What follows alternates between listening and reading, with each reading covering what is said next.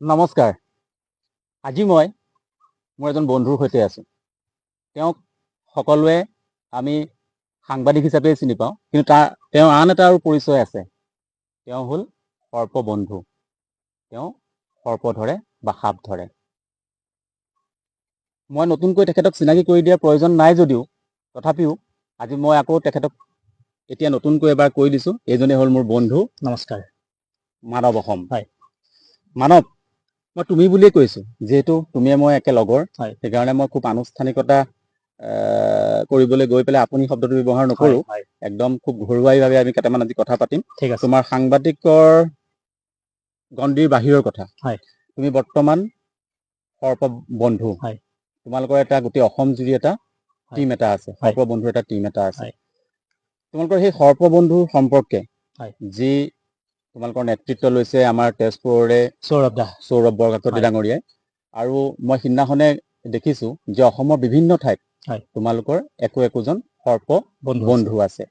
এই সৰ্প বন্ধুসকলৰ কাম কি, তেওঁলোকে কি কৰে, বা তেওঁলোকৰ উদ্দেশ্য কেনেকুৱা ধৰণৰ, কোন কোন জেগাত সেই সৰ্প বান্ধৱসমূহ আছে, অকণমান চমুকৈ প্ৰথমতে কোৱা। পোনপ্ৰথমতে মই তোমাকো ধন্যবাদ জনাইছোঁ, যিহেতুকে গৰমৰ দিন আৰম্ভ হ'ল আৰু সাপৰ দিন আৰম্ভ হৈছে। আৰু এতিয়া কি হয়, গৰমৰ ছিজন অহাৰ লগে লগে মানে বিভিন্ন ঠাইৰ পৰা আমালৈ ফোনসমূহ আহে। আৰু যোৱা বছৰৰ যিটো 16 জুলাই, সেইটো এটা ৱৰ্ল্ড স্নেক ডে বুলি আমাৰ এটা পালন কৰা হয়। গতিকে সেই যোৱা বছৰৰ দিনটোতেই 16 জুলাই দিনটোত যি তেজপুৰৰ সৌৰভ বৰকাকতিৰ যি টিম আছিলে সৰ্পবন্ধু, তেখেতৰ যিটো টিম, তেখেতৰ টিমৰ আণ্ডাৰত তেজপুৰতেই এটা সুন্দৰ তাতে অনুষ্ঠান হৈছিলে। আৰু যিটো অনুষ্ঠানত অসমৰ বিভিন্ন স্থানৰ কেইবাগৰাকীও যুৱকক, যিসকল আচলতে সাপ ৰেস্কিউ কৰাৰ ক্ষেত্ৰত তেওঁলোক লাগি থাকে, তেনেকুৱা কেইবাজনো যুৱকক তাতে সৰ্পবন্ধু উপাধি প্ৰদান কৰা হৈছিলে। সেইটো ক'ত আৰু তেজপুৰতে দিয়া হৈছিলে। আৰু সেইটো সৌৰভ বৰকাকতি ডাঙৰীয়াই দিছিলে। তেখেতৰ এটা টিম মানে নেতৃত্বত দিয়া হৈছিলে সেইটো। আৰু সেই যিটো তেখেতৰ নেতৃত্বত দিয়া সেই অনুষ্ঠান আছিল, বা সেই অনুষ্ঠানটোত বহু কেইগৰাকী মানে বন বিষয়াও তাতে আছিলে, উপস্থিত আছিল। আৰু তাৰ উপৰিও অসম চৰকাৰৰ কেইবাগৰাকী বিষয়া তাতে উপস্থিত আছিলে। গতিকে তেতিয়াৰ পৰাই আচলতে আমি সৰ্পবন্ধু হিচাপে আমি কেইবাজনো অসমৰ বিভিন্ন ঠাইত, আৰু মই তাৰ থোৰতে কেইজনমানৰ নাম কৈ দিব বিচাৰোঁ। তেজপুৰত আমাৰ একেবাৰে গুৰু বুলি ক'লেও ভুল কোৱা নহ'ব চাগৈ, তেখেত হৈছে সৌৰভ বৰকটকী। আৰু তেখেতৰ নেতৃত্বতে আমি যথেষ্টখিনি শিকিছোঁ। সাপ ৰেস্কিউ কৰাৰ ক্ষেত্ৰতে হওক বা সাপৰ বিষয়ে আমি বহুতখিনি কথা শিকিছোঁ। আৰু কিবা এটা মানে যেতিয়াই প্ৰব্লেম হয়, সাপৰ লৈ পেলাই কিবা এটা অসুবিধাত পৰাৰ লগে লগে আমি তেখেতৰ পৰা প্ৰত্যেকটো কথা আমি তেখেতক ফোনযোগে হওক বা যিকোনো প্ৰকাৰে আমি সুধি লওঁ। আৰু তেখেতেও পলম নকৰি মানে অতি সোনকালে আমাক গোটেই বিষয়টো অতি ধুনীয়াকৈ বুজাই দিয়ে, যে এইটো কৰ, এইটো কৰ, এইটো কৰ। আৰু তাৰপিছত তেজপুৰতে আমাৰ আছে সৰ্পবন্ধু বাপধন দাস আছে। আৰু বাপধন দাস বৰ্তমান তেখেত সৰ্পবন্ধু যদিও অকল সাপৰ ক্ষেত্ৰতেই নহয়, তেখেতে বিভিন্ন জীৱ জন্তু ৰেস্কিউ কৰাৰ ক্ষেত্ৰত তেখেত আগবাঢ়ি আহে।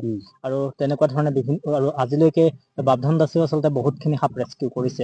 আৰু তাৰপিছত আমাৰ কামৰূপ জিলাত আছে সৰ্পবন্ধু হিতেশ ৰাভা আছে। হিতেশ ৰাভাৰ কথা ক'বই নালাগে, তেখেতে যথেষ্টখিনি সাপ ৰেস্কিউ কৰিছে। আৰু যিখিনি সাপ ৰেস্কিউ কৰাৰ ক্ষেত্ৰত তেখেতৰ এটা বৃহৎ অৱদান আছে। আৰু তাৰপিছতে আছে আমাৰ যি যোৰহাটত আছে সৰ্পবন্ধু পাৰ্থসাৰথী হাজৰিকা আছে।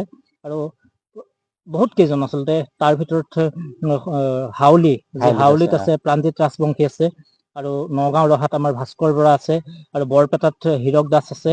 আৰু মই বিশ্বনাথ চাৰিআলি, আৰু মই নিজে আচলতে বিশ্বনাথ, মোৰ ঘৰ চতিয়াত, বিশ্বনাথৰ চতিয়াত যদিও মই চাৰিদুৱাৰ, ইফালে বালিপুৰৰ চাৰিদুৱাৰৰ পৰা ধৰি মই আপ টু গহপুৰলৈকে এই গোটেই এৰিয়াটো মই কভাৰ কৰোঁ। তাৰমানে এতিয়া তোমাৰ এৰিয়াটো হৈ গ'ল, সীমাটো হৈ গ'ল এইপিনে চাৰিদুৱাৰ, এইপিনে গহপুৰ। মানে চাৰিদুৱাৰৰ পৰা চাৰিদুৱাৰলৈকে মই ইফালে গৈছোঁ, আৰু ইফালে আপোনাৰ মই আপ টু গহপুৰলৈকে মই এইখিনি ৰেস্কিউ কৰোঁ। আৰু আমাৰ যেতিয়া সাপ এডাল ওলাই, তেনে ক্ষেত্ৰত আৰু তাৰ মাজতে আৰু দুজনমান থাকি গৈছে আচলতে সৰ্পবন্ধুৰ নাম ল'বলৈ। আৰু যোৰহাটত আৰু আমাৰ সুমিত ৰাজ নেওগ আছে। আৰু কাৱৈমাৰী যি ঠেলামৰা ঢেকীয়াজুলিত আছে কৌশিক নাথ। তেনেধৰণে বহুত কেইজন আছে, আৰু যথেষ্টখিনি আছে তেওঁলোকৰ। প্ৰায় অসমৰ গোটেই অসমৰ প্ৰত্যেকখন জিলাতে আছে, প্ৰত্যেকখন জিলাতে আছে। আৰু প্ৰত্যেকখন জিলাৰ আচলতে মই সকলোৰে নামখিনি ল'লে আচলতে আমাৰ দীঘলীয়াও হৈ যাব, গতিকে তেওঁলোকে বেয়া নাপালেও হৈ গ'ল। কিন্তু প্ৰত্যেকগৰাকী সৰ্পবন্ধু আমাৰ যোৱা 16 জুলাইত যিসকলক সৰ্পবন্ধু হিচাপে স্বীকৃতি দিছিল তেওঁলোকে প্ৰত্যেকগৰাকী অসমত আচলতে যথেষ্টখিনি অৱদান আগবঢ়াই যি সমাজ সেৱা আচলতে এই ক্ষেত্ৰত যথেষ্টখিনি কাম কৰি আহিছে আৰু প্ৰতিগৰাকীকে মই এই আজি আপোনাৰ যি এই চেনেলৰ জৰিয়তে মই তেওঁলোক সকলোকে ধন্যবাদ দিব খোজো আৰু এতিয়া যিহেতুকে গৰম ছিজন আহিল গৰম আৰম্ভ হ'ল আৰু গৰম আৰম্ভ হোৱাৰ লগে লগে বিভিন্ন প্ৰজাতিৰ সাপ এতিয়া মানুহৰ ঘৰৰ ভিতৰত মই সেইখিনি কথা সুধিম তাৰ লগতে মই এটা কথা সুধো যে সৰ্প বন্ধুসকল আপোনালোকে যে গোটেই অসম ব্যাপী আপোনালোকে বিভিন্ন জিলাত আপোনালোক সৰ্প বন্ধুসকল আছে সেই সৰ্প বন্ধুসকলৰ কাম কি হয় সেই সম্পৰ্কে অকণমান আমাক বুজাই দিয়ক সেইসকল আচলতে কি হয় আজি চাওক আজি মই অলপ আগতেই আপোনাক মই জনাইছিলো আমি আচলতে মই অলপ আগত মোলৈ ফোন আহিছিলে চতিয়াৰ ঘাঁহি গাঁৱৰ পৰা আৰু যোৱাকালি প্ৰায় দুপৰীয়াৰ ভাগতেই আমাৰ চতিয়াৰ ঘাঁহি গাঁৱৰ এখন ঘৰতে তেওঁলোকৰ যিটো কুঁৱা আচলতে কুঁৱাটোত এটা মেকুৰী সোমাই গৈছিলে আৰু তেওঁলোকে মেকুৰীটো উদ্ধাৰ কৰিব পৰা নাছিল এটা আচলতে বুন্দা মেকুৰী বহুত ডাঙৰ মেকুৰী আৰু মই সেইখিনি আজি সামাজিক মাধ্যমত দেখুৱাম আচলতে গোটেই বিষয়টো তাৰপিছত তেওঁলোকে যোৱাকালিৰ পৰা মেকুৰীটো উদ্ধাৰ কৰিব পৰা নাই যোৱাকালি মোৰ ফোন নাম্বাৰ তেওঁলোকে নাপালে আৰু আজি ৰাতিপুৱাৰ ভাগত তেওঁলোকে প্ৰায় 10টামান বজাত মোৰ ফোন নাম্বাৰটো কাৰোবাৰ পৰা লৈ পেলাই মোক ফোন কৰিলে আৰু তাৰপিছত মই লগে লগে গ'লো গৈ পেলাই চালো প্ৰায় 20 ফুটমান দ যিটো কোৱা আছিল 20 ফুটমান দ আৰু 20 ফুটমান দত পানীত সেই মেকুৰীটো তাত পৰি আছিলে যোৱাকালি দিনৰ ভাগৰ পৰা গতিকে যথেষ্টখিনি কষ্ট তাৰমানে সৰ্প বন্ধুসকলে যদিও তেখেতসকলৰ উপাধিটো সৰ্প বন্ধু তথাপিও মানে অকল সৰ্পতে সীমাবদ্ধ হৈ থকা নাই সাপৰ ক্ষেত্ৰতে নহয় বা আমাৰ সকলো জীৱকুলৰ আমাৰ সৰ্প বন্ধুসকলে কুকুৰে হওক মেকুৰীয়ে হওক সাপেই হওক মানে যিকোনো যদি কোনোবা জীৱ আজি চাব পাৰে আমাৰ সৰ্প বন্ধু এনেকুৱা কিছুমান আছে আমাৰ মাজতে বহুতে আজিৰ দিনত বহুত জীৱ জন্তু উদ্ধাৰ কৰিছে তেওঁলোকে কৰবাত কুকুৰক উদ্ধাৰ কৰা দেখিবলৈ পোৱা গৈছে আজি কেইদিনমানৰ আগতে সেই দেৰগাঁৱতে আপুনি দেখা পালে বহুত ঘৰচীয়া কুকুৰ ব্যৱসায় ভিত্তিত তেওঁলোকক লৈ যোৱা গৈছিল তেনে ক্ষেত্ৰত আমাৰ সৰ্প বন্ধুসকলে বহুতখিনি তেনেকুৱা সহায় কৰি সেইখিনি ৰেস্কিউ কৰাৰ ক্ষেত্ৰত বহুতখিনি অৱদান তেওঁলোকৰ আছে আৰু যথেষ্টখিনি অসুবিধা জীৱ জন্তুৰ প্ৰত্যেকটো জীৱ জন্তুৰে বহুতখিনি অসুবিধা আহে খুব আদৰণীয় কথা আপোনালোকে যিটো মানে পদক্ষেপ লৈছে খুব আদৰণীয় মানে সেইটো এটা প্ৰকৃতি প্ৰেমী লগতে সমস্ত জীৱকুলক আপোনালোকে যি সুৰক্ষা এটা প্ৰদান কৰিছে তাৰ কাৰণে প্ৰথমতে মই আপোনালোকক গোটেই সৰ্প বন্ধু সকলোকে মই আন্তৰিক ধন্যবাদ আৰু কৃতজ্ঞতা জনাইছো আৰু মই এতিয়া আপুনি সোধোতে মই এটা কথা কওঁ যিহেতুকে আজিৰ দিনত আপুনি সৌৰভ বৰকটকীৰে হওক বা ময়ো চতিয়াতে মই আজিৰ পৰা কেইদিনমান আগত সোলাল গাঁৱতে এঘৰ গৃহস্থৰ ঘৰত এটা বান্দৰ যিটো বান্দৰ আচলতে পুখুৰীৰ পৰা তাক বান্দৰটো কাৰেণ্টত শ্বৰ্ট লাগিছিলে তাৰপিছত সি একেবাৰে খোজকাঢ়িব পৰা অৱস্থাত নাছিলে এটা পুখুৰীৰ পানীত পৰি আছিলে আৰু মোক গৃহস্থই খবৰ দিছিলে তেতিয়া খবৰ দিয়াৰ লগে লগে মই চতিয়াৰ সোলাল গাঁৱলৈ গ'লো আৰু গৈ মই বান্দৰটো ৰেস্কিউ কৰি তাৰপিছত মই ধুনীয়াকৈ বান্দৰটো যিটো আমাৰ বন বিভাগ আছে বিশ্বনাথৰ বন বিভাগ আছিলে আৰু মই যিটো কুসুমতলা ৰেঞ্জ আছিলে কুসুমতলা ৰেঞ্জক চমজাই দিছো আৰু তেওঁলোকে তাৰপিছত সেই বান্দৰটোৰ চিকিৎসা প্ৰদান কৰে আৰু আমি যিকোনো এটা জীৱ যেতিয়া আমি ৰেস্কিউ কৰো বা উদ্ধাৰ কৰো বা তেওঁলোকক সুৰক্ষা এটা দিব যাওঁ আমি ৰেস্কিউ কৰাৰ পিছতে আমি বন বিভাগৰ লগত সেইটো সদায় যোগাযোগ কৰো আৰু তাৰপিছত তাক সুন্দৰ চিকিৎসা প্ৰদান কৰা হয় গতিকে আৰু প্ৰত্যেকটো জীৱৰে সেইটো এটা তেওঁলোকৰ মানে সেইটো এটা প্ৰত্যেকটো জীৱৰ এই পৃথিৱীত জীয়াই থকাৰ অধিকাৰ আছে গতিকে সেইটো কাৰণে তেওঁলোকক সুৰক্ষা দিয়াটো আমাৰ প্ৰত্যেকগৰাকী সৰ্প বন্ধুৰ এটা দায়িত্ব সুন্দৰ কাম কৰিছে লগতে সেইটো এটা অতি প্ৰশংসনীয় কাম আপোনালোকে কৰিছে মই এতিয়া যিহেতু আজিৰ বিষয়টো সৰ্পৰ ওপৰত সেইকাৰণে মই বিশেষকৈ আপোনাক আজি সৰ্পৰ কথাকে মই সুধিম বেছিকে এতিয়া গৰমৰ বতৰ আহি গ'ল সাধাৰণতে সাপ সেই গৰমৰ বতৰতে ওলায় বা এতিয়া ওলাবলৈ আৰম্ভ কৰিছে আমাৰ এই অঞ্চলত মই এই অঞ্চল বুলিয়ে কৈছো কিমান ধৰণৰ কি সাপ আছে মানে বিষাক্ত কি সাপ অবিষাক্ত কি সাপ এই সাপৰ সম্পৰ্কে অকণমান খুব বেছি বহলাই নহয় আপুনি অকণ চমুকৈ অকণ বহলাই আচলতে অসমত বিভিন্ন প্ৰজাতিৰ সাপ আছে আৰু ইয়াৰ ভিতৰত আমাৰ এই অঞ্চলসমূহত বেছিকৈ দেখিবলৈ পোৱা যায় আৰু বিষাক্তৰ ভিতৰত আমাৰ ইয়াত সবতকে বিষাক্ত যিটো চকৰি ফেটি যিটো আমি মনত ক'লে কবৰা বুলি কওঁ চকৰি ফেটিৰ আপোনাৰ কেইবাটাও চকৰি ফেটিৰ নহয় ফেটি বুলি ক'লে আমাৰ ইয়াত আমাৰ সাধাৰণ ৰাইজে জনাৰ মতে আমি চকৰি ফেটি কলি ফেটি আৰু এটা মুগী ফেটি বুলি কোৱা হয় যিটো মুগী ফেটি বুলি কোৱা হয় সেই আৰু বৰ্তমান মানে আমি আজি মই সাপ উদ্ধাৰ কৰাৰ ক্ষেত্ৰখনত এই জগতখনত মই অহা প্ৰায় আজি 3 বছৰ হওঁ হৈছে। গতিকে এই 3 বছৰত মই চালো মানে আমাৰ ইয়াত আগতে যি ফেটিৰ ভিতৰত আপোনাৰ চকৰি ফেটি, কলি ফেটি আৰু মুগী ফেটি তিনিবিধ সাপে পোৱা গৈছিলে। কিন্তু আজি অলপ দিনৰ পৰা আমি চাইছো আচলতে যিটো মুগী ফেটি আৰু কলি ফেটিৰ সংখ্যাটো আমাৰ ইয়াত হ্ৰাস পাইছে, প্ৰায় কমি গৈছে। কিন্তু চকৰি ফেটিৰ সংখ্যাটো যথেষ্ট পৰিমাণে বৃদ্ধি হৈছে। আৰু যিটো চকৰি ফেটিৰ ক্ষেত্ৰত আমি চাইছো মানে কোনোবা এঠাইৰ পৰা যেতিয়াই ফোন আহে যে আমাৰ হাঁহৰ গঁড়ালতে হওক বা মুৰ্গীৰ গঁড়ালত সাপ এডাল সোমাই আছে বুলি যদি ফোন এটা আহে বা বিভিন্ন ঠাইত সাপ এডাল আছে বুলি ক'লে আমি গৈ পেলাই চাওঁ প্ৰায়খিনি সাপেই আপোনাৰ চকৰি ফেটিয়ে হয়। গতিকে চকৰি ফেটিৰ সংখ্যাটো যথেষ্ট বৃদ্ধি হৈছে। আৰু যোৱা বছৰৰ ক্ষেত্ৰত মই যোৱা বছৰত প্ৰায় একেবাৰে কম 4 দুৱাৰৰ পৰা গহপুৰলৈকে মই একেবাৰে কম 86 প্ৰায় 86 ডাল মান মই চকৰি ফেটি উদ্ধাৰ কৰিছিলো। যোৱা বছৰৰ কথা কৈছো মই। আৰু প্ৰকাণ্ড চকৰি ফেটি আছিল। আৰু কিছু ঠাইত চতিয়াৰে কিছু ঠাইত মই চকৰি ফেটিৰ যিটো কাৰোবাৰ কোনো লোকৰ পাকঘৰত গৃহস্থৰ পাকঘৰত মই মাটি গাঁত খান্দি তাতে তাৰ পৰা মই কণী উদ্ধাৰ কৰিছো। আৰু সেই কণী উমনি দি পেলাই তাতে পোৱালি জগাই পেলাই সেই পোৱালি এৰি দিয়াও মোৰ তেনেকুৱা এটা মোৰ অভিজ্ঞতা আছিলে। গতিকে তেনেকুৱা যথেষ্টখিনি পাইছো। আৰু মানে বিষাক্ত সাপ বুলি ক'লে বৰ্তমান সময়ত চকৰি ফেটিটো বহুত বিষাক্ত। আৰু যিটো নিশাৰ ভাগত এটা সাপ ওলাই গোৱালা সাপ, আৰু গোৱালা সাপটো ইয়াৰো ভয়ানক। আমাৰ অসমত গোৱালা সাপটো অতিকৈ ভয়ানক। তাৰমানে চকৰি ফেটিতকেও গোৱালা সাপটো আৰু বেছি বিষাক্ত। আৰু আজিকালি আচলতে ভয় খাবলগীয়া একো নাই। প্ৰথম কথাটো মই সুধিম সেইখিনি কথা মই আপোনাক সুধিম। মই তাৰ লগতে এটা কথা সুধো, আমি জানো যে ধোঁৰা সাপ যিটো আছে ধোঁৰা সাপৰ বিষ নাই, আৰু ধোঁৰা সাপৰ বিষ নাই সেইটো মই জানো। কিন্তু কাৰশলা সাপৰ বিষ আছে নাই সেই কথাটো অকমান কৈ দিয়কচোন। আচলতে মই সেইটোকে ক'বলৈ আপোনাক বিচাৰি আছিলো। বিষাক্তৰ ভিতৰত মই ক'লো আচলতে গোৱালা যিটো সাপ, সেই গোৱালা সাপটো আমাৰ ইয়াত বিষাক্ত। চকৰি ফেটিটো বিষাক্ত। তাৰপিছত আৰু কিছুমান সাপ আজিকালি কিছুমান সাপ ওলাইছে, মই আপোনাক নামখিনি কৈ আছো। ইয়াৰ মাজতে আছে আপোনাৰ যিটো আমাৰ ইয়াত আচলতে নাপায়ে, খুব কম কেতিয়াবা আমাৰ আপাৰ আছামত পোৱা যায়, ডিব্ৰুগড় তিনচুকীয়া ফালে, যিটো ৰজা ফেটি বুলি আমি কওঁ। ৰজা ফেটিটো এটা সাপৰ ভিতৰত আটাইতকৈ বিষাক্ত এটা সাপ। কিন্তু আমাৰ ইফালে আমি আজিলৈকে খুব পোৱাই নাই, সেইটো ৰেয়াৰ বুলি ক'ব পাৰি, দুষ্প্ৰাপ্য বুলি ক'ব পাৰি। কিন্তু আপাৰ আছামত আমাৰ ৰেস্কিউৱাৰ সকলে উদ্ধাৰকাৰীসকলে উদ্ধাৰ কৰিছে বিভিন্ন ঠাইত, তিনচুকীয়াত হওক মাকুমত হওক, তেওঁলোকে প্ৰায় উদ্ধাৰ কৰিয়ে থাকে, কাৰণ সেইটো ফালে ৰজা ফেটিটো পোৱা যায়। আৰু ইয়াৰ ভিতৰত আমাৰ ইয়াত এটা যি সাপ মাজে মাজে আমাৰ এই অঞ্চলত মই যোৱা বছৰ পাইছিলো, যিটো গকুল মেকুৰী চকুৱা সাপ বুলি এটা সাপ আছে। সেই সাপটোৰ নামটো আচলতে আমাৰ ৰাইজে বহুত নাজানে। আচলতে আজি মই গকুল মেকুৰী চকুৱা সাপ, এইটো এটা বিষাক্ত সাপ আমাৰ ইয়াত। এইটো অসমত পায়, মানে খুব কম পায়, কিন্তু ই এটা বহুত বিষাক্ত সাপ, প্ৰায় ফেটি সাপৰ দৰেই। কিন্তু আমাৰ ৰাইজে আচলতে সাপটো চিনিও নাপায়, আৰু সেই সাপটো আচলতে কি হয় আপোনাৰ আমাৰ ইয়াত খুব নোলাই কাৰণে সাপটোৰ নামটো ৰাইজে নাজানে। কিন্তু কেতিয়াবা মই যোৱাবাৰ এবাৰ পাইছিলো, যিটো বালিপাৰাত মই এবাৰ পাইছিলো। আমাৰ এই অঞ্চলত আপুনি এবাৰে পাইছিলো। কিন্তু সেইটো কোৱা হয় যিটো গকুল মেকুৰী চকুৱা সাপ, সি এটা বিষাক্ত সাপ হয়। গতিকে তেনেকুৱা ধৰণত আৰু সচৰাচৰ আমাৰ অসমৰ বিভিন্ন স্থানত বা মোৰ এই অঞ্চলতে হওক, আমাৰ ইয়াত বেছিকৈ সাপ ওলাই যেতিয়াই ঘৰৰ ভিতৰত পৰা কোনোবা এজনে ফোন কৰে, কোনোবা এজন ৰাইজে ফোন কৰে, আচলতে বেছিভাগ সাপ ওলাই অবিষাক্ত। অসমৰ বেছিভাগ সাপেই অবিষাক্ত। তাৰ ভিতৰত যিটো মচুৰা গুমটো মানে সি আচলতে তাৰ বহুত আছে। আমি য'তেই ফোন কৰে গৈ পেলাই চাওঁ যে মচুৰা গুমে ওলাই। আৰু মচুৰা গুমটো সি কি হয় আচলতে ঘৰৰ ভিতৰত থকা যিবিলাক ভেকুলী হয় বা নিগনি হয়, সেই বস্তুবিলাক খাবলৈ আমাৰ ভিতৰত প্ৰৱেশ কৰে। আৰু সি প্ৰৱেশ কৰে, সি এটা একেবাৰে অবিষাক্ত।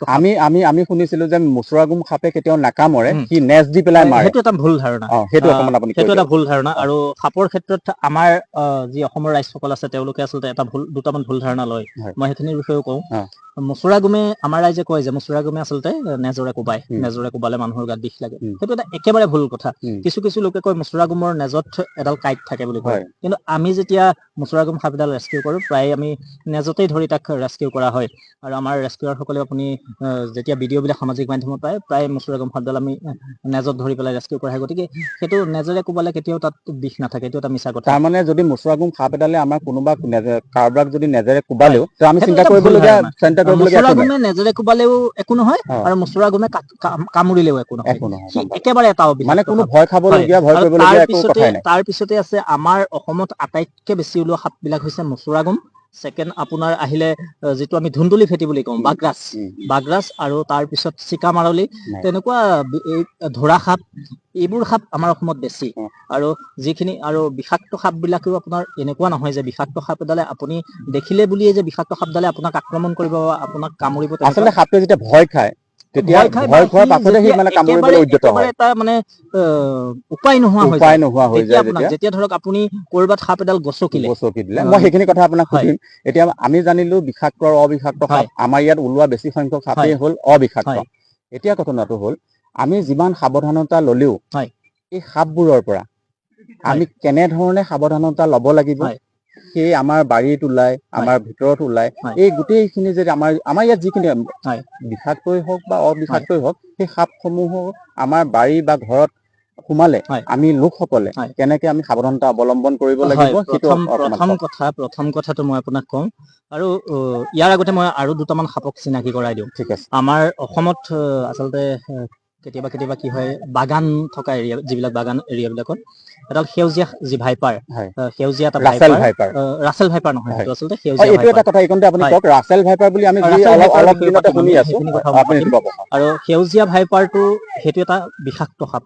সেউজীয়া ভাইপাৰটো কেতিয়াবা কি হয়, সি গছৰ পাতত থাকে বা কেতিয়াবা ই চাহ বাগানৰ চাহপাতৰ ওপৰতো তাক বেছিভাগ পোৱা যায়, আৰু সি এটা মানে একদম পুৰা বিষাক্ত এটা সাপ, যিটো আমি সেউজীয়া ভাইপাৰ বুলি কওঁ। আৰু ইয়াৰ ভিতৰত অসমত পোৱা এটি ধৰা সাপ আছে, একেবাৰে অবিষাক্ত এডাল সাপ, যিটো ধৰা সাপে কামুৰিলে আপুনি মানে আচলতে আমি সাপে কামোৰাৰ এটা কথা, মই ডাঙৰ কথা এটা কওঁ, সাপে আপোনাক কামুৰিলে আমাৰ মানুহৰ কি হয়, আচলতে ভয় খাই পেলাই ভয় খাই বেছি মৰে। মই শুনিছো সেইটো কথা, জানো যে সাপৰ বিষত মৰাতকৈ, দংশনৰ পিছত বিষত মৰাতকৈ আমি মানে ভয় খাই পেলাই বহুত লোকৰ মৃত্যু হয়। সাপে আচলতে অবিষাক্ত সাপ, আৰু সাপে আপোনাৰ কামোৰাৰ লগে লগে কি হয়, মানুহে ভয় খায় আমাৰ, যে এনেকুৱা হ'ব নেকি, এনেকুৱা হ'ব নেকি, মোক সাপ এডালে কামুৰিছে, দৌৰা দৌৰি লাগে। আৰু কিছুমান মানুহে ভুল ধাৰণা কৰে, কি কৰে, আপোনাৰ যদি ভৰিৰ তলত পতাৰ ওচৰত কামুৰিছে বা হাতৰ তলৰ অংশত যদি কামুৰিছে, আমাৰ কিছুমান মানুহে কি কৰে, গাঁঠি মাৰি দিয়ে, এটা একদম ডাঙৰ ভুল। মই সেইখিনি অকণ বহলাই পেলাই পাতিম বুলি আপোনাক সুধিম বুলি ভাবিছিলো, কিন্তু আপুনি উল্লেখ কৰিলে, আৰু সেইটো এটা ডাঙৰ ভুল, আৰু সেইখিনি কথা কোৱাটো মানে জৰুৰী।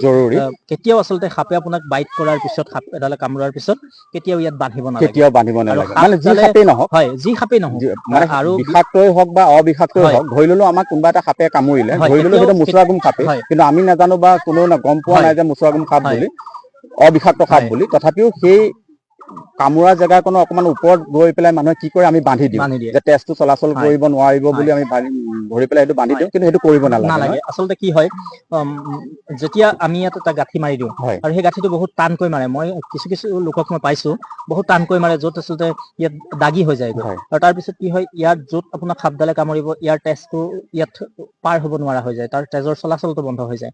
আৰু যেতিয়া আপুনি হস্পিতাল এখন গৈ পাবগৈ, বা চিকিৎসক এজনৰ ওচৰত পাবগৈ, সেই চিকিৎসকজনে যেতিয়া এই গাঁঠিটো খুলি দিয়ে, ইয়াত যিখিনি তেজ জমা হৈ থাকিব, সেই তেজখিনি ইয়াৰ স্পীডটো বাঢ়ি যায়, তেজৰ চলাচলটো সি আপোনাৰ মানুহৰ ব্ৰেইনত হওক বা সি মানুহৰ হাৰ্টত এটেক কৰিব পাৰে, আৰু তেতিয়া আপোনাৰ ক্ষতি হ'ব পাৰে, যথেষ্টখিনি ক্ষতি হয়। আৰু সেইটো কাৰণে মই তোমাৰ এই যি চেনেল, এই চেনেলৰ জৰিয়তে মই ৰাইজক কওঁ, আচলতে সাপে কামুৰিলে কেতিয়াও ভয় খাব নালাগে, প্ৰথম কথা। আৰু ছেকেণ্ড কথা, সাপে কামুৰিলে কেতিয়াও গাঁঠি মাৰিব নালাগে।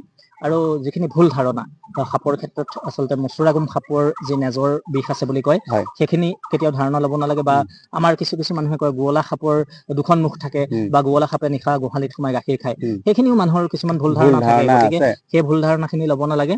আৰু তাৰমানে থোৰতে এইটোৱে বুজিলো, সাপে আমাক দংশন কৰাৰ পাছত বা কামোৰাৰ পাছত কেতিয়াও বান্ধিব নালাগে, আমি যিমান পাৰি সোনকালে আমাৰ হস্পিতাললৈ নিব লাগে। সেইখিনি মই এটা সুধিম, যে আমাক হস্পিতাললৈ নিব লাগে, আমাৰ এই অঞ্চলত বা আপোনাৰ জিলাতে যেতিয়া আমাক সাপে কামুৰিব, কোনোবা এজন লোকক আমাক সাপে কামুৰিছে, তাক সাপে দংশন কৰাৰ পাছত প্ৰথমতে আমি কোন হস্পিতাললৈ নিব লাগিব, যিটো এন্টিভেনাম বুলি কওঁ, আৰু সেই এন্টিভেনামটো এতিয়া ক'ত উপলব্ধ? এতিয়া চাওক, আমাৰ ইয়াত কি হৈছিলে, আমাৰ ইয়াত আগতে যিখন আমাৰ কেটলা হস্পিতাল আছে, গতিকে আমাৰ চতিয়া হওক, জামুগুৰিত হওক বা ৰাঙাপাৰাত হওক, যেতিয়া সাপ এডালে কাৰোবাক আক্ৰমণ কৰে বা কামোৰে, তেতিয়া আমাৰ সেই মানুহখিনিয়ে সেই যিজন সাপে কামোৰা ব্যক্তি তেওঁক আচলতে কেটলালৈ লৈ যাব লাগে বা আমি মিছন হস্পিটেল গুচি যাব লাগে। কিন্তু আজিকালি এনেকুৱা হৈছে, আজিকালি আপুনি আমাৰ যিখন বিশ্বনাথ অসামৰিক চিকিৎসালয় আছে আৰু চতিয়াতে নদুৱাৰ সমষ্টিৰ বিধায়ক পদ্ম হাজৰিকাৰ তৎপৰতাত এখন সুন্দৰ হস্পিটেল হ'ল, যি আদৰ্শ হস্পিটেল চতিয়াৰ কছাৰী গাঁৱত হ'ল, তাতো এতিয়া আপুনি তাতো এন্টিভেনম উপলব্ধ হৈছে। এইটো চতিয়া, জামুগুৰি, বিশ্বনাথবাসীৰ বাবে এটা ভাল খবৰ, আমাৰ অঞ্চলটোৰ কাৰণে এটা ভাল খবৰ। কাৰণ আপুনি আজি এতিয়া আমি সাপে কামোৰাৰ পিছত বিশ্বনাথ চাৰিআলি চিভিল হস্পিটেলত এভেইলেবল পাব, আমাৰ চতিয়াৰ যিখন আদৰ্শ হস্পিটেল আছে তাতে গ'লেও পাম, কুসুমতলা যিখন আদৰ্শ হস্পিটেল আছে, কুসুমতলাত এতিয়ালৈকে অহা নাই, কুসুমতলাত অহা নাই, মই সেইটো খবৰ ৰাখিছিলো, কিন্তু আমাৰ চতিয়া আদৰ্শ হস্পিটেলখন আমাৰ চতিয়াখনত মূল আৰু বিশ্বনাথ চাৰিআলি চিভিল হস্পিটেলত তাত এভেইলেবল আছে, আমি 24 ঘণ্টাই তাত উপলব্ধ, যেতিয়াই য'তেই নাকামুৰক, বিষাক্ত হওক অবিষাক্ত হওক, বিষাক্ত সাপে কামুৰিলেও অবিষাক্ত সাপে কামুৰিলেও আপুনি ইমিডিয়েট কেতিয়াও ঘৰত, আৰু চবতকে ডাঙৰ কথা এটা আমাৰ অঞ্চল কিছুমানত এতিয়াও চলে যে বিশেষকৈ বেছিকৈ দেখা যায় আদিবাসী অঞ্চলসমূহত, যি বেজৰ ব্যৱস্থা কৰে, আৰু সাপৰ ক্ষেত্ৰত কেতিয়াও আচলতে মই অসমবাসী ৰাইজক অনুৰোধ কৰোঁ, কেতিয়াও বেজৰ ওচৰ চাপিব নালাগে। আজিকালি যথেষ্ট উন্নত ধৰণৰ চিকিৎসকসকল আছে আমাৰ ইয়াত। আজি এজন চিকিৎসকৰ নাম মই ল'বই লাগিব, যিহেতুকে বিশ্বনাথ অসামৰিক চিকিৎসালয়ৰ ডক্টৰ ৰিপুণ চেতিয়া, ডক্টৰ ৰিপুণ চেতিয়াৰ তত্বাৱধানত বিশ্বনাথ অসামৰিক চিকিৎসালয়ত আজিলৈকে বহুত কেইজন সাপে কামোৰা, বিষাক্ত সাপে কামোৰা ৰোগী, বিষাক্ত সাপে কামোৰা শিশু আজিলৈকে বহুত কেইজন আচলতে বিপদমুক্ত হৈছে, তেওঁ সুস্থ কৰি তুলিছে। আৰু ইয়াৰ বাবে আচলতে মই গোটেই অসমৰ হৈ যি সৰ্পবন্ধুৰ টীম আছে, এই সৰ্পবন্ধু টীমৰ পৰা মই ডক্টৰ ৰিপুণ চেতিয়া ছাৰলৈ আচলতে ধন্যবাদ দিব বিচাৰো, কাৰণ কেইবাগৰাকীও শিশু আচলতে তেখেতে বৰ্তমান সময়লৈকে যি চকৰি ফেটিয়ে কামোৰা কেইবাগৰাকীও শিশু তেখেতে সুস্থ কৰি তুলিছে। তেওঁক আমি ক'ত পাম? তেওঁ বিশ্বনাথ অসামৰিক চিকিৎসালয়ত তাতেই থাকে। গতিকে সাপে কামোৰাৰ লগে লগে আমাৰ এই অঞ্চলৰ ৰাইজক মই অনুৰোধ জনাওঁ, বিশ্বনাথ অসামৰিক চিকিৎসালয়লৈ যাওক, ডক্টৰ ৰিপুণ চেতিয়া আছে, আৰু ডক্টৰ ৰিপুণ চেতিয়াৰ লগত যোগাযোগ কৰক। গতিকে তেওঁৰ যিখিনি চিকিৎসা, সেই চিকিৎসাখিনি গ্ৰহণ কৰিব লাগে, যাতে আপোনালোক বেজৰ ওচৰলৈ নাযায় আৰু ঘৰত সেই গাঁঠি মৰাৰ ব্যৱস্থা নকৰি যিমান পাৰে সিমান সোনকালে বিশ্বনাথ অসামৰিক চিকিৎসালয়লৈ যাওক, আৰু ৰিপুণ চেতিয়া ছাৰ আছে বুলি ক'লে তেখেতক দেখাওক, আৰু লগে লগে সম্পূৰ্ণ বিপদমুক্ত, কোনো চিন্তা কৰিবলগীয়া কাৰণ নাই। ঠিক আছে, এতিয়া আন এটা প্ৰশ্ন, কাৰণ খুব কথাটো ঢেৰ আছিলে পাতিবলগীয়া, কিন্তু যিমান কথা পাতিলো সময়ৰ কথাৰ প্ৰতিও আমি অলপ লক্ষ্য কৰিব লাগিব। আপোনাৰ লোকৰ যিটো সৰ্পবন্ধুৰ টীম, আপুনি এজন সৰ্প বান্ধৱ, এই সৰ্প বান্ধৱে আপুনি এটা কথা সুধিছিলে আমাৰ সাথে, মোৰ উত্তৰটো থাকি গৈছিলে। যিটো আমি নীলা কাৰফলা, যিটো কাৰফলা সাপ হয়, এছাৰি যিটো এছাৰি বুলি কয় আচলতে, গতিকে সেই নীলা কাৰফলাটো সি এটা অবিষাক্ত সাপ এটা। গতিকে আমাৰ ঘৰ বিলাকত প্ৰায় দেখা যায়, প্ৰায় ফুল গছ বিলাকতে থাকে বা জেওৰাত আহি পেলাই থাকে, বা কেতিয়াবা সি ভিতৰতো সোমাই যায়, কিন্তু সি এটা একেবাৰে অবিষাক্ত, ভয় খাবলগীয়া, চিন্তা কৰিবলগীয়া। আৰু সাপৰ ক্ষেত্ৰত প্ৰায় দেখা যায়, সাপৰ যেতিয়া মানুহে ঘৰৰ ভিতৰত প্ৰৱেশ কৰে, তাৰ আশ্ৰয়স্থল হিচাপে সি বেছিকৈ বাছি লয় বিচনাৰ তল, প্ৰথম কথা। আৰু দ্বিতীয়তে কিছুমান মানুহৰ মই আজিলৈকে মই 2-3 ঘৰ তেনেকা পাইছো, আচলতে সোফাত সোমাই যায়। মোৰ এটা কথা জানা মনত পৰিছে, আমাৰ ভিতৰত যেতিয়া সাপ এডাল সোমাই যায়, আমি কি কৰো তৎমুহূৰ্ততে আমাৰ যি ফেনাইলৰ বটল আছে, সাপটো ওলাই যাব বুলি ধৰি পেলাই আমি ভাবো যে ফেনাইল যদি আমি ওচৰত ছটিয়াই দিওঁ বা গাত যদি ছটিয়াই দিওঁ, সাপটো ওলাই গুচি যাব ৰুমৰ পৰা। আমি সেই কামটো কৰো। ডাঙৰ প্ৰশ্ন আপোনাৰ। গতিকে চাওক, ফেনাইলটো দিলে কি হয়, ফেনাইলটো দিয়াৰ লগে লগে সাপডালৰ তাৰ যিটো সি ভয় খায় আচলতে, আৰু সি কেতিয়াও ওলাই নাযায়। আপোনাৰ ভিতৰত যদি সাপ এডাল প্ৰৱেশ কৰিছে, আমাৰ মানুহখিনিয়ে সচৰাচৰ কি কৰে, দুৱাৰ মুখত ফেনাইল ঢালি দিয়ে, আৰু বা কাষে বাৰে ফেনাইল ঢালি কেতিয়াবা সাপটোৰ গাতো পৰে, কেতিয়াবা সাপটোৰ গাতো পৰে। আৰু গতিকে তেতিয়া সাপডালে কি হয়, আচলতে প্ৰত্যেকটো জীৱৰে এটা ভয় থাকে, আমি মানুহ হিচাপে আমাৰো মৃত্যুৰ ভয় থাকে। গতিকে সি ফেনাইলটোৰ এটা গোন্ধ সি পায়, আৰু তাৰপিছত সি যিমান পাৰে সি তাৰ পৰা আঁতৰি থাকিবলৈ বিচাৰে। আৰু সি আপোনাৰ যেতিয়া ঘৰৰ ভিতৰত সাপডাল সোমাই যাব, আপুনি যেতিয়া দুৱাৰ মুখত হওক বা কাষে বাৰে যেতিয়া ফেনাইলটো মাৰি দিব, সি তাৰ পিছত আপোনাৰ ঘৰৰ ভিতৰত বেলেগ ঠাইলৈ সি প্ৰৱেশ কৰিবলৈ বিচাৰিব, সি ওলাই আহিবলৈ নিবিচাৰে, কাৰণ সি তাৰ সন্মুখৰ পৰা যেতিয়া ফেনাইলৰ গোন্ধটো আহি থাকিব, সি ওলাই আহিবলৈ কেতিয়াও নিবিচাৰে। তেনেকুৱা প্ৰমাণ আমি বহুতখিনি পাইছো। গতিকে ফেনাইলটো কেতিয়াও ব্যৱহাৰ কৰিব নালাগে। আৰু ফেনাইলটো দিয়াৰ লগে লগে মই বহুতখিনি সাপৰ ক্ষেত্ৰত মই চাইছো, ফেনাইলটো দিয়াৰ লগে লগে সাপডাল অলপ উগ্ৰ হৈ যায়, সি তাৰ খংটো বাঢ়ি যায়, আৰু সি মানে কি কৰিম কি নকৰিম এটা অৱস্থাত পৰি পেলাই, তাৰ পিছত যেতিয়া মানুহ ওচৰ চাপায়, তেতিয়া তেনেকুৱা সময়ত আচলতে আক্ৰমণ কৰাৰ এটা ভয় থাকে। গতিকে সেইখিনি কেতিয়াও কৰিব নালাগে। এতিয়া কথাটো হ'ল যে আপোনালোকে সৰ্পবন্ধুসকলে য'ত যেনেকে আমাৰ ধৰক বাৰীয়ে ঘৰে ৰুমে যেতিয়াই আমাৰ সাপ ওলাব, তেতিয়াই আমি আপোনালোকক পাম। যেতিয়া সেইটো কথা অকমান আপুনি কওক, আপুনি আৰু চাওক, আপোনাৰ এৰিয়াটোৰ কথা কওক হয়, যে মই আপোনাক ক'ৰ পৰা ক'লৈকে যোগাযোগ হয়। কৰিব লাগিব, আৰু আপোনাক যিহেতু আপুনি যাব হয় সম্পূৰ্ণ বিনামূলীয়াকৈ হয় যাব, হয় আপুনি সাপটো উদ্ধাৰ কৰিব, হয় এই কথাখিনি অকনমান ৰাইজে জনাকৈ, এই হয় অঞ্চলৰ ৰাইজে জনাকৈ অকনমান আপুনি প্ৰথম বহলাই কৈ দিয়ক। কথাটো হ'ল যিটো চাৰিদুৱাৰ, হয় মই আজিলৈকে চাৰিদুৱাৰ, বালিপাৰা, ৰাঙাপাৰাত মই কেইবাটাও সাপ উদ্ধাৰ কৰিছো। আৰু আজি যোৱাকালিও মোৰ চাৰিদুৱাৰৰ পৰা এটা ফোন আহিছিলে, কিন্তু মোৰ আচলতে ইয়াৰ পৰা গৈ পোৱালে দূৰ হয় আৰু মই গৈ পোৱাৰ আগতেই সাপডাল গাঁতত সোমাই গৈছিলে, তো মই তেতিয়া তালৈ নগলো। কিন্তু কেইবাটাও সাপ মই চাৰিদুৱাৰ, বালিপাৰা, ৰাঙাপাৰাত উদ্ধাৰ কৰিছো, ইফালে মই গহপুৰলৈকে উদ্ধাৰ কৰিছো। হয় আৰু ইয়াৰ ক্ষেত্ৰত কি হয়, আমাৰ যিটো সৰ্পবন্ধু টীম এটা আছে, আৰু গতিকে আমি ৰাইজৰ সহায় কৰা, যিটো আপোনালোকৰ উদ্দেশ্য হৈ উদ্দেশ্য গ'ল হ'ল ৰাইজক সহায় কৰিব কৰা লাগে, আৰু সেই আৰু সাপটো হয় উদ্ধাৰ কৰা, সাপটো উদ্ধাৰ কৰিব উদ্ধাৰ লাগে, কৰি পেলাই আৰু নিৰাপদ স্থানত তাক এৰি দিয়া। জীৱকুলক সুৰক্ষা খুব প্ৰদান একদম কৰাটো আমাৰ সেইটো এটা ডাঙৰ, আৰু সেইটো মই উদ্দেশ্য এটা উদ্দেশ্য কথা কওঁ, আপোনালোকৰ সেইটোৱে। উদ্দেশ্য, আৰু মই এটা কথাই কওঁ, অকল আমাৰ বুলিয়ে নহওক, আমাৰ লগত সকলোৰে হ'ব লাগে সেইটো। সকলো ওলাই আহক। আমি যদি প্ৰত্যেকগৰাকী ৰাইজ সতৰ্ক হওঁ, প্ৰত্যেকগৰাকী ৰাইজ যদি আমি ওলাই আহোঁ, এই জীৱকুলত আচলতে প্ৰত্যেকটো জীৱই সুৰক্ষা পোৱাটো নিশ্চিত। সেইটো কাৰণ এটা নিশ্চিত কথা। এই পৃথিৱীত জীয়াই থকা অধিকাৰ কেৱল মানুহৰে হয় নহয়, সকলো জীৱৰে হয়, আছে। আজি আপোনাক মই কওঁ, আজি সৰ্পবন্ধু হিচাপে আমাৰ চতিয়াতে মই আমাৰ নিৰঞ্জনো আছে, মোৰ নাম ল'ব লাগিব। হয় হয় সি জানো নিৰঞ্জন মই, সি দাস, খুব সি ভাল কাম কৰি আছে যথেষ্টখিনি তেওঁ, সাপ উদ্ধাৰ কৰিছে। হয় আৰু সি মই বহুতখিনি আচলতে সাপ উদ্ধাৰ কৰাৰ পিছৰ পৰা সি মোৰ লগত আহিছিলে, আমাৰ হয় এটা টিম আছিলে। হয় আৰু ইয়াৰ মাজত চতিয়াত উত্তম নাথ আছে, হয় আমাৰ এটা টিম হয় এইটো, মানে অ যিটো নিৰঞ্জন বা মই বা উত্তম নাথ, আমাৰ এটা টিম থাকে। আমি ক'ৰবাত সাপ এডাল ওলোৱাৰ লগে লগে প্ৰথম হয় নিৰঞ্জনলৈ ফোন আহিলে উত্তম দা বুবুদাক লৈ যাব, আৰু নহ'লে মোলৈ ফোন আহিলে মই বুবুদাক লৈ যাওঁ। আৰু তাৰপিছত আমি বালিপাৰাৰ পৰা, চাৰিদুৱাৰৰ পৰা আপোনাৰ যিখিনি গহপুৰ, মই ৰাইজক এইখিনিতে জ্ঞাতাৰ্থে জনাওঁ, মোৰ প্ৰথম কথা মোৰ ফোন নাম্বাৰটো, অ বিশেষকৈ সৰ্পবন্ধু কাৰণ এজনক আপোনাক যোগাযোগ কৰিব পাৰিব যোগাযোগ লাগিব কৰিবলৈ ফোন নাম্বাৰটো বিশেষ লাগে, প্ৰয়োজন। নিশ্চয় গতিকে মই ৰাইজক মোৰ ফোন নাম্বাৰটো প্ৰথম কৈ দিওঁ, কৈ দিয়ক। 8099810177। মই আকৌ এবাৰ কৈ দিয়ক, পুনৰবাৰ কৈছো, আকৌ এবাৰ কৈ দিয়ক। 8099810177। এইটো মোৰ যোগাযোগ সকলোৱে এইটো নম্বৰ, নোট কৰি পেলাই আৰু ৰাখিব। মোক এইটো 24 ঘণ্টা আপুনি ফোন কৰিলে মোক আপোনালোক সকলোৱে পাব। অকল চতিয়াৰ মানুহে পাবনে, আৰু ক'ৰ মানুহে নহয়, পাব, সেইটো মোক আপুনি বহলাই অকণ কওক। চতিয়াৰ বুলি নহয়, মোক জামুগুৰি মানুহেও হওক, চাৰিদুৱাৰ, বিশ্বনাথ বালিপাৰা, চাৰিআলি ৰাঙাপাৰা, মানুহে হওক, ধলাইবিল, ইটাখোলাৰ পৰা ধৰি ইফালে গহপুৰলৈকে মোক আপোনালোকে যোগাযোগ কৰিব পাৰে। আৰু মই কেতিয়াবা এনেকুৱা হয়, আচলতে মই সঁচা কথাটোৱে আপোনালোকক কওঁ, হয় আমি যেতিয়া গহপুৰত সাপ এডাল চতিয়াৰ পৰা মই ৰেস্কিউ কৰিব যাওঁ, বা চাৰিদুৱাৰত মই ৰেস্কিউ কৰিব যাওঁ, বা বালিপাৰাত মই ৰেস্কিউ কৰিব যাওঁ, তেতিয়া কি হয়, কোনো গৃহস্থই, তেওঁলোকৰ এটা মানৱীয়তা থাকে, তেওঁলোকে নিজেই মানে বহুত জোৰ কৰে, উপজাচি যাচি পেলাই আমাক কেতিয়াবা তেলৰ, যিটো আমাৰ তেলৰ খৰচ অ হয়, অ কাৰণ চতিয়াৰ পৰা মই যেতিয়া চাৰিদুৱাৰ যাওঁ, যাব মিনিমাম 55-50 কিলোমিটাৰ হয়। নিশ্চয় এটা খৰচো গতিকে মোৰ আছে। এটা তেলৰ খৰচ থাকে, সেইটো তেওঁলোকে মোক মৰমত দিয়ে, হয় আৰু তেতিয়া আমি লওঁ। হয় কিন্তু মই সচৰাচৰ ৰাইজৰ আগত এটা কথা অৱগত কৰো, মই নিজৰ ফালৰ পৰা, মই আপোনালোক সকলোকে কওঁ, মোক কেতিয়াও আপোনালোকে পইচা দিয়াটো মই নিবিচাৰো। একদম মই বঢ়িয়া। মোৰ নিজৰ যিটো মোৰ জীৱক সুৰক্ষা দিয়াৰ যিটো বা আপোনাৰ যি প্ৰকৃতি লক্ষ্য প্ৰেম, মোৰ মানে যিটো উদ্দেশ্য, প্ৰকৃতি প্ৰেম বা মোৰ যিটো উদ্দেশ্য, মই সেইটো আগত ৰাখি কামটো কৰিছো। গতিকে মোক কোনেও 1 টকা পইচা দিব নালাগে। ফ্ৰী অফ কষ্ট ফ্ৰী আপুনি অফ যাব। কষ্ট মই ওদালগুৰিৰ পৰা মই গহপুৰলৈকে ৰেস্কিউ কৰাৰ দায়িত্ব মোৰ আছে। মই সেইখিনি কৰি যাম, অনাগত সময়ত যেতিয়ালৈকে মই থাকিম তেতিয়ালৈকে মই কৰি যাম। কিমান এটা আপুনি মহৎ কাম হয় আপুনি হাতত লৈছে, চাওক, হয় ফ্ৰী অফ কষ্ট। হয় আপোনাক কোনোবাই গহপুৰলৈ হয় মাতক, কোনোবাই চাৰিদুৱাৰলৈ হয় মাতক, কোনোবাই বিশ্বনাথ চাৰিআলিলৈ মাতক, হয় জামুগুৰিলৈ মাতক, নাশংকৰলৈ হয় মাতক, চতিয়ালৈ মাতক, হয় আপুনি বিনা পইচাৰে গৈ পেলাই হয়, সাপটো উদ্ধাৰ কৰিব। যোৱাকালিৰে এটা কাহিনী কওঁ। আচলতে মই অলপ আগতে ক'লোৱে আপোনাক যে কোনো লোকে আচলতে বহুত জোৰ কৰে যে ভাইটি তুমি আহিছা, বা দাদা তুমি আহিছা, এইটো লৈ যোৱা, তেল খৰচ হয়, তেতিয়া মৰমত আমাক দিয়ে। কিন্তু যোৱাকালিও বিশ্বনাথ চাৰিআলিৰ যিটো বিশ্বনাথ চাৰিআলি ফলফলিত এডাল চকৰি ফেটি সাপ ওলাইছিল হাঁহৰ গঁৰালৰ ভিতৰত, আৰু তেখেতৰ যিজন স্বত্বাধিকাৰীৰ ঘৰত ওলাইছিলে, তেখেতৰ বিশ্বনাথ চাৰিআলি টাউনতে এখন দুপৰীয়াৰ এসাঁজ বুলি তেখেতৰ এখন সুন্দৰ হোটেল আছিলে। মই তাতে তেওঁৰ হাঁহৰ গঁৰাল গোটেইখিনি পৰীক্ষা নিৰীক্ষা কৰি তাৰপিছত মই তাৰ পৰা আহিলো। অহাৰ পিছত তেখেতে মোক জোৰ কৰিছিলে, যথেষ্টখিনি জোৰ কৰিছে, যে কিবা এটা লৈ যোৱা, তোমাৰ তেলৰ খৰচ আছে।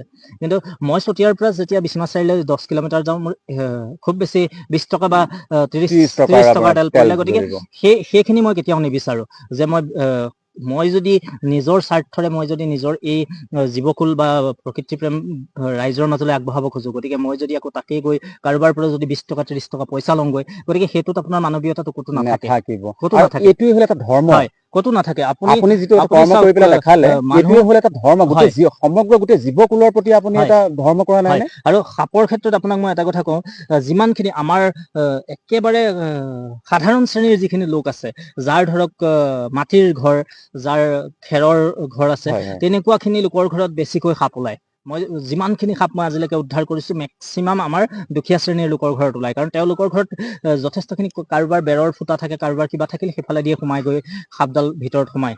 গতিকে মই যদি সাধাৰণ লোক এঘৰৰ ঘৰত গৈ সাপ এডাল ৰেস্কিউ কৰিবলৈ বা সাপ ধৰাৰ ক্ষেত্ৰত যদি মই ক'ৰবাত মাননি বিচাৰোঁ, গতিকে মই সেই সাধাৰণ লোক এঘৰত সাপডাল ৰেস্কিউ কৰিব গৈ মই যদি তেওঁলোকক গৈ পেলাই টকা 200 টকা 300 500 বিচাৰোগৈ, সেইটো মই কৰাতকে নকৰাটো সেইটো মোৰ এটা প্ৰফেচনেল হৈ যাব।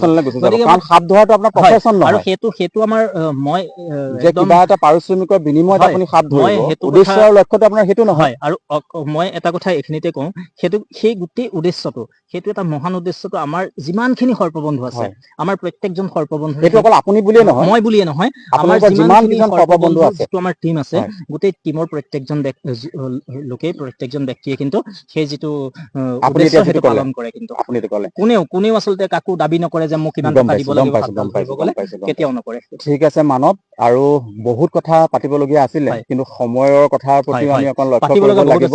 আৰু কাৰণ ইমান কম সময়ৰ ভিতৰতে সাপৰ গোটেইখিনি বিশদভাৱে আলোচনা কৰি পেলাই জনাটো সম্ভৱ নহয়। তথাপিও আপুনি যিমানখিনি আমাক আজি সাপৰ বিষয়ে জনালে, মই ভাবিম যে এই কথাখিনিৰ পৰা কিঞ্চিত হ'লেও আমাৰ যিসকলে আজি অনুষ্ঠানটো চাইছে, আমাৰ দৰ্শকসকলে কিঞ্চিত হ'লেও তেওঁলোক উপকৃত হ'ব। আৰু এইখিনিতে এটা ডাঙৰ মই এটা আচলতে বাৰ্তা প্ৰেৰণ কৰিবলগীয়া আছে।